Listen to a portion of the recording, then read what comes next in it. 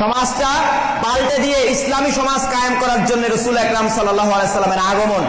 খেয়াল করেন, যখন আমি বুঝে যাব ইসলামের আগমন হয়েছে সমাজ পাল্টানোর জন্য, তখন আমি খুঁজে বেড়াবো বিপ্লবী মানুষ, তখন আমি খুঁজে বেড়াবো মুজাহিদ, তখন আমি খুঁজে বেড়াবো সাহসী মানুষ, তখন আমি দাড়িওয়ালাও খুঁজবো না, টুপিওয়ালাও খুঁজবো না। আমার কাছে মহা গুরুত্বপূর্ণ জিনিস হলো তাওহীদ, আমার কাছে মহা গুরুত্বপূর্ণ জিনিস হবে সাহসিকতা, আমার কাছে মহা গুরুত্বপূর্ণ হবে বিপ্লবী মানুষ। আমি খুঁজে বেড়াবো কার হৃদয়ে কত সাহস আছে, কে অন্যায়ের বিরুদ্ধে মাথা উঁচু করে কথা বলতে পারবে, শত অন্যায়ের সামনে মাথা নত করবে না, সেই বীর যোদ্ধা আমি খুঁজে বেড়াবো। এজন্য রাসূল আকরাম সাল্লাল্লাহু আলাইহি সাল্লাম খুঁজে বের করেছেন হযরত আলী রাদিয়াল্লাহু তাআলা আনহুর মতন আল্লাহর সিংহকে, খুঁজে বের করেছেন হযরত খালিদ ইবনে ওয়ালিদ রাদিয়াল্লাহু তাআলা আনহুর মতন আল্লাহর তলোয়ারকে। তিনি পীর বুজুর্গ খুঁজে বের করেন নাই। রাসূল আকরাম সাল্লাল্লাহু আলাইহি সাল্লামের আসহাবদের মধ্যে এত পীর বুজুর্গ, এত আলেম ওলামা, এত পীর মাশায়েখ, এত কিছু ছিল না। ছিল একদল যোদ্ধা, ছিল একদল মুজাহিদ, যারা নিজেদের রক্ত দিয়ে, নিজেদের জীবন দিয়ে, শাহাদাতের বিনিময়ে, রক্তের এক সমুদ্র রক্তের বিনিময়ে আল্লাহর দ্বীন সমাজে কায়েম করেছেন। তাদের কাছে ইসলামের আকীদা পরিষ্কার ছিল, কিন্তু আমাদের কাছে ইসলামের আকীদা পরিষ্কার নয়। আমরা ইসলামের কথা বলতে গেলে প্রথমে এসে প্রশ্ন করে, তোমার দাড়ি কই, তোমার টুপি কই, তোমার লেবাস কই?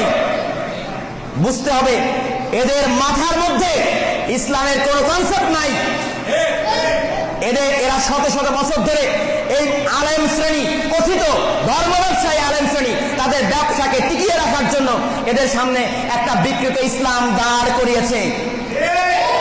সেই বিকৃত ইসলামে এক নাম্বার গুরুত্বপূর্ণ জিনিস হলো দাড়ি। সেই বিকৃত ইসলামে মহা গুরুত্বপূর্ণ জিনিস হলো নারীরা একেবারে প্যাকেট বন্দী হয়ে ঘরে থাকবে, তারা মসজিদে আসবে না, তারা ঈদগাহের ময়দানে আসবে না, নারীরা বাইরে বের হবে না, যদিও বা বাইরে বের হয় তাহলে সমস্ত আপাদমস্তক ঢেকে রেখে এক চোখ, কোনোভাবে এক চোখ খোলা থাকবে, চোখের উপর জালি থাকবে, কিন্তু সে যেন অন্তত বাইরে দেখতে পায়, জন্য এক চোখ জালিওয়ালা থাকবে।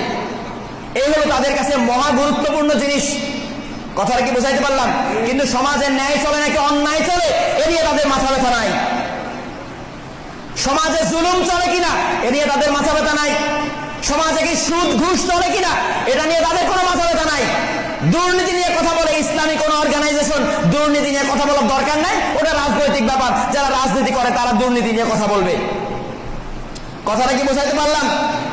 তার মানে দুর্নীতি করা না করার সম্পর্ক ইসলামের সাথে নয়, মিথ্যা কথা বলা না বলা এগুলি সম্পর্ক ইসলামের সাথে নয়।